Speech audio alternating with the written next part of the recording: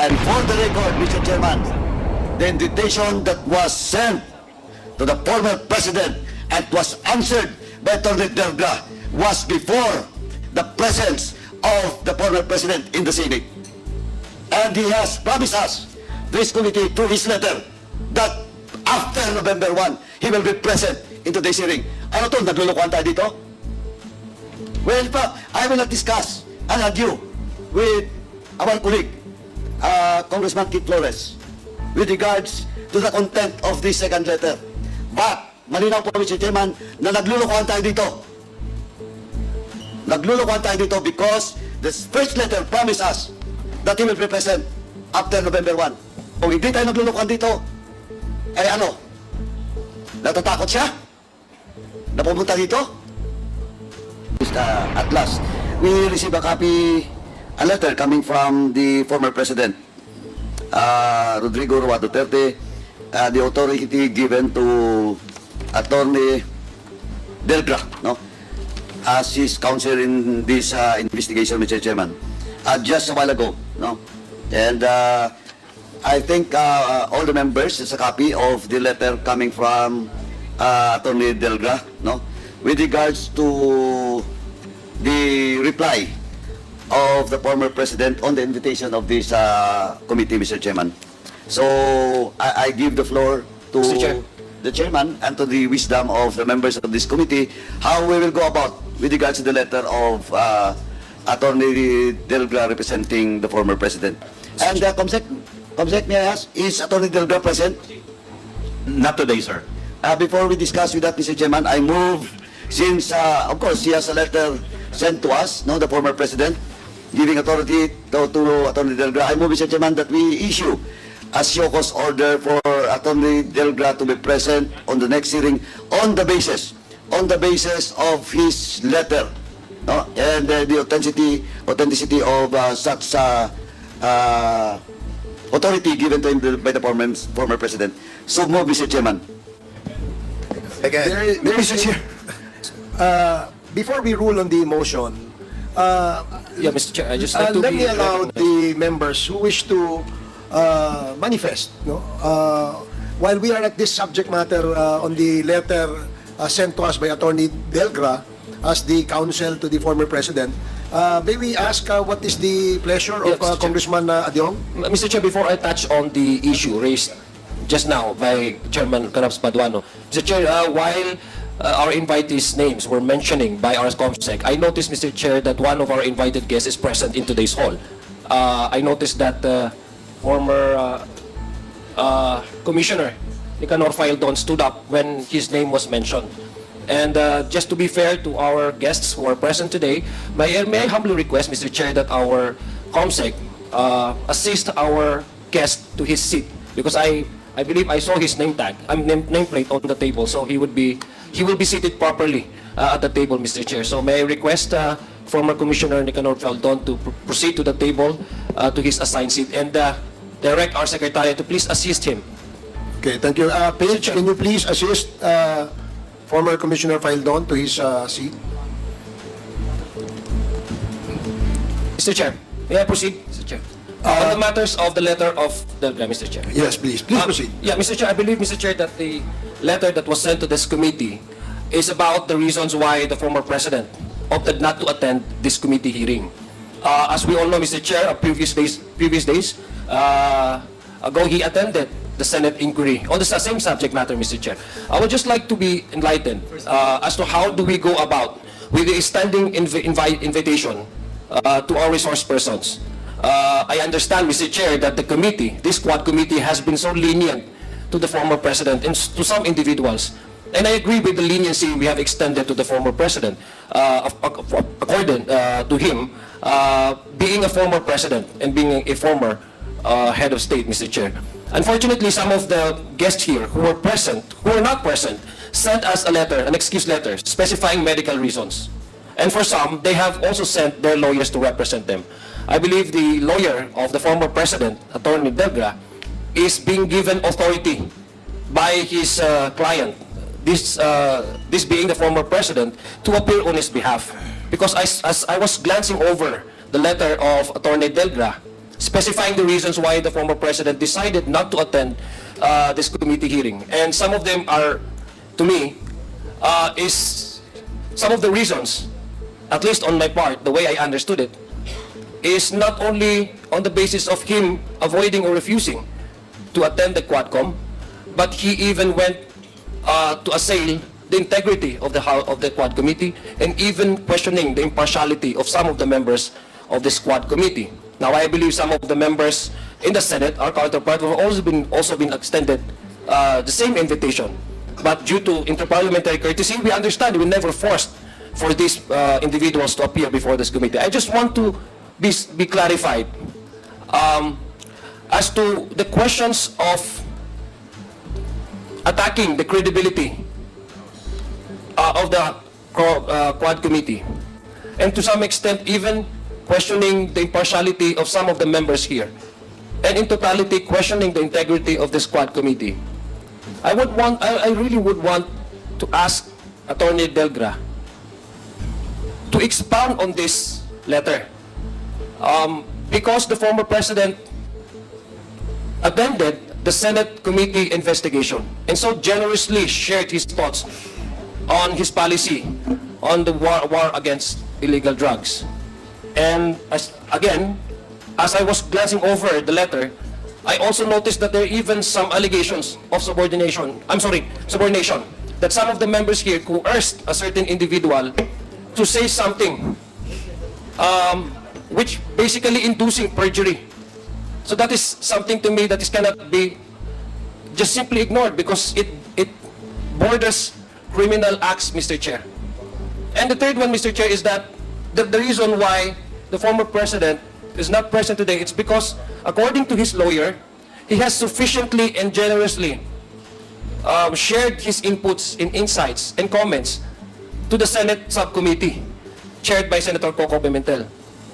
But unfortunately, my confusion, Mr. Chair, is that when his allies, his spokesperson, was asked about the truthfulness of his responses to the interpellation of one of the members of the Senate, he told the public that it was merely a joke, that the truthfulness of the statements of the former president seems to be in question, because how can we take something which is a joke? So it makes me, it's difficult for me, Mr. Chair, to just simply take as it is at face value the transcript from the Senate, when we do not even know which part of his statements is a joke and which part of his statement is real and true.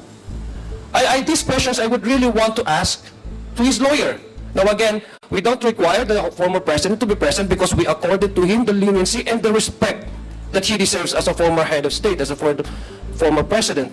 But then again, these allegations of impartiality, questioning the impartiality of the Quad Committee, assailing the integrity of the Quad Committee, at the very least, Mr. Chair, I really was expecting that Attorney Delgra would be present, and rather than just send to us a simple 3 pages letter, at the very least, he could at least enter his presence here, his attendance, Mr. Chair. So I just want to be clarified on how do we go about with this.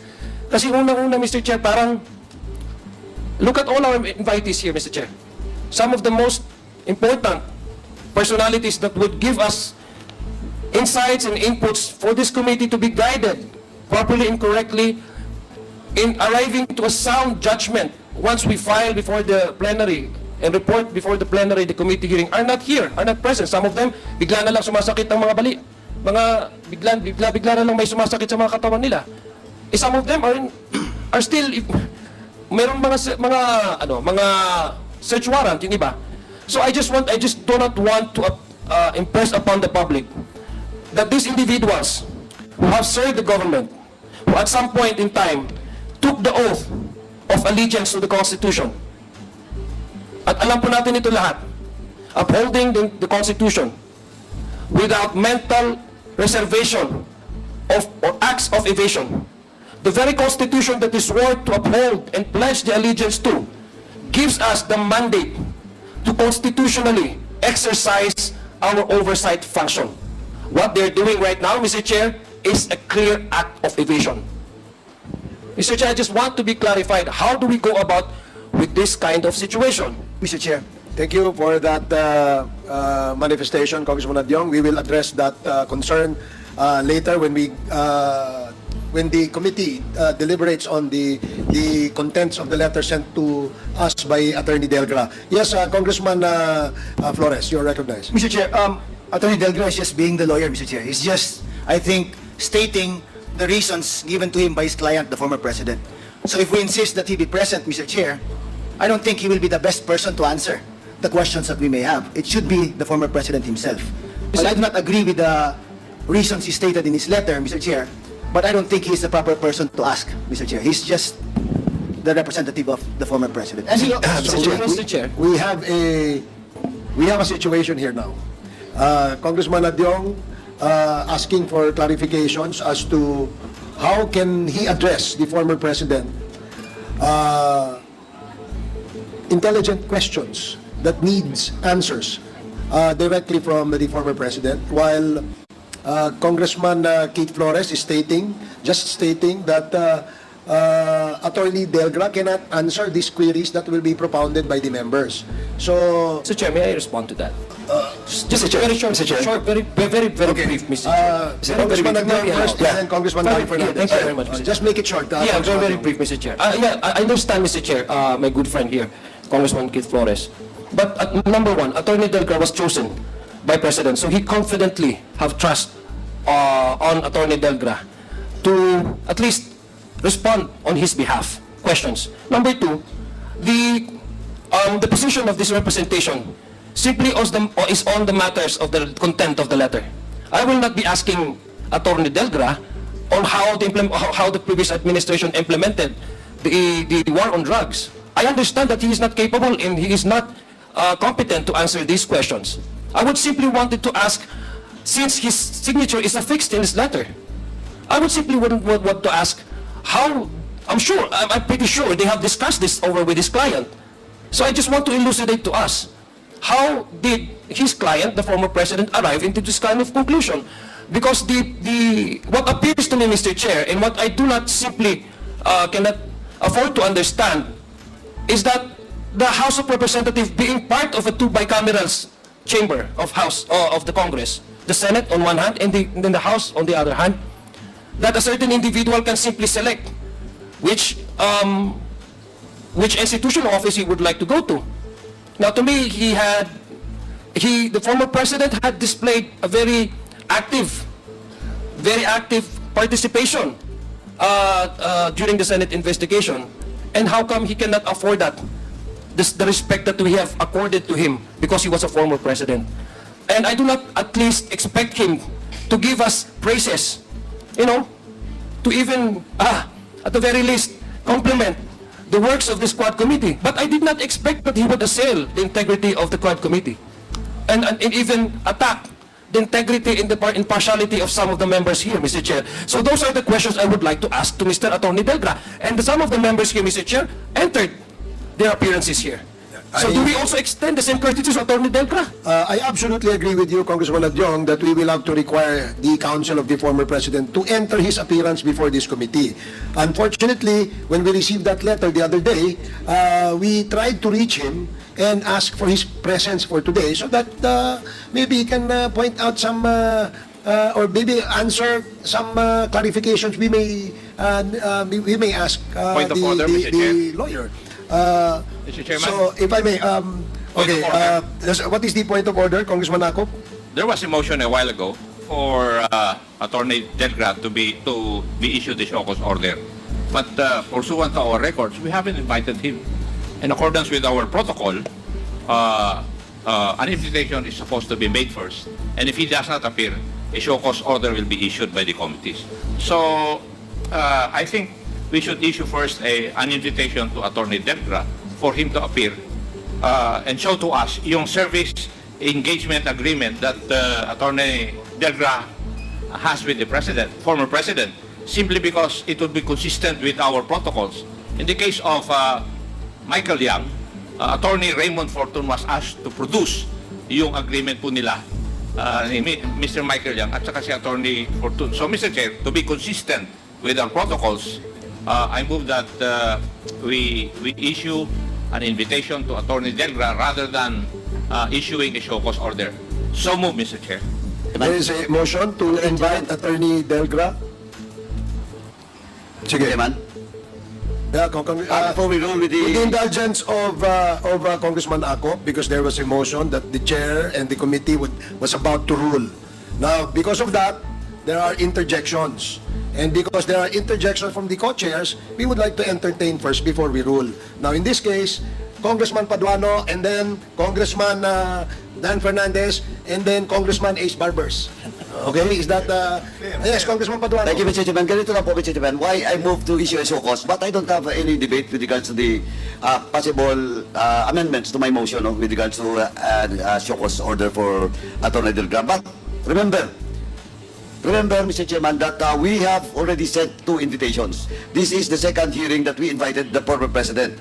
And the first invitation was answered by Attorney Delgra, no, for on behalf of the president, in the absence of that authority being requested by this committee through this representation during the last hearing.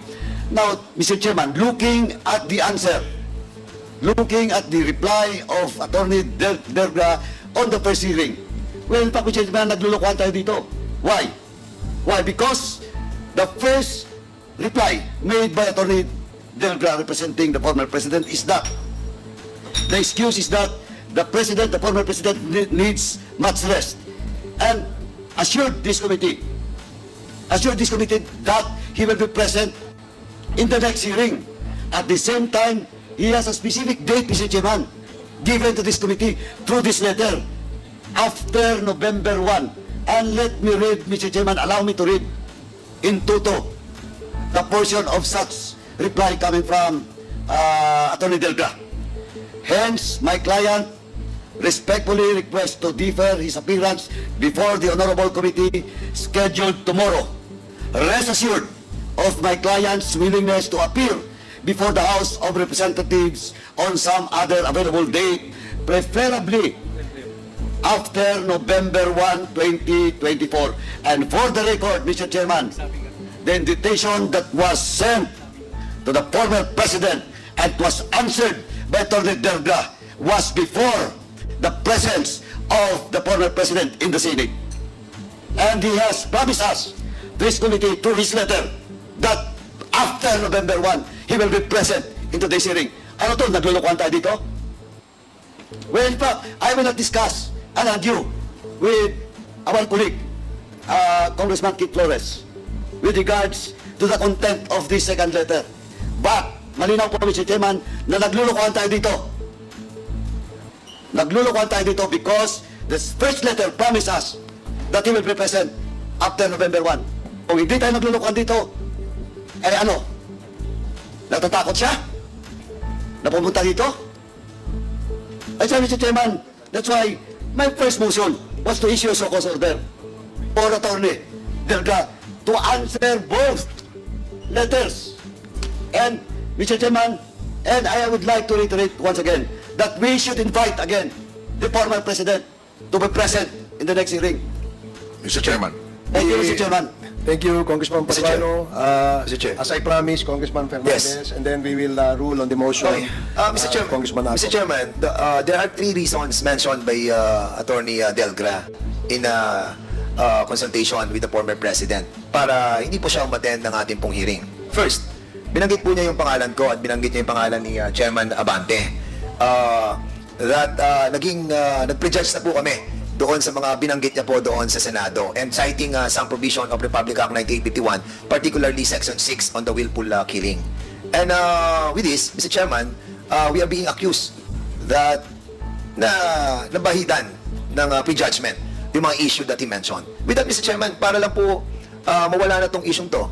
Again, Mr. Chairman, I'm willing, this representation is willing to inhibit myself in asking questions with regards to this willful killing. And I hope that my co-chair here, Chairman Abante, will do the same in relation to the first issue that the former president, with consultation of his lawyer, cited in this letter. Secondly, that's the reason why we asked the presence of Colonel Grijaldo to be here, because he accused us of coercion and harassment and threats. And that's the reason why we are questioning, yung mga medical certificate that he submitted to this Congress. We wanted that the integrity of this Quadcom will be cleared eventually. And with that, Mr. Chairman, eradicating the coercion and harassment and the threats that he accused us, then the reason for the President not to attend on this Quadcom will be eliminated. Thirdly, Mr. Chairman, the only last reason that he mentioned in this letter is all the questions were already answered in the Senate. And that is not true, because we have a lot of 20,000 questions that we wanted to ask him. And with this, Mr. Chairman, yung po reason niya for not to be here is not acceptable. So, Mr. Chairman, I believe that my position, no, in trying to inhibit ourselves, in this investigation pertaining to the number one issue that he mentioned, and also with the issue of Colonel Grijaldo, we will comply with the mandate of this Quadcom to inhibit ourselves and be a part of the resource persons that will be questioned by the members of this Quadcom. Thank you, Mr. Chairman. Thank you, Congressman Dan Fernandez. Now, Congressman Ace Barbers. There was a motion earlier that the committee invite Attorney Mr. Chairman, you are recognized. Thank you. That Attorney Delgra, being the counsel of the former president, be invited in the next hearing. And we direct the committee secretariat to take note of that and send the invite in the next Quadcom hearing to Attorney Delgra. Any second? Duly seconded. Any objections? I object, Mr. Chair. May I know what is the objection of Congressman? We'll get nothing from him, Mr. Chair. He always just gonna say is that that is what my client said. So that's the end of it. Mr. Chair. 1 minute suspension.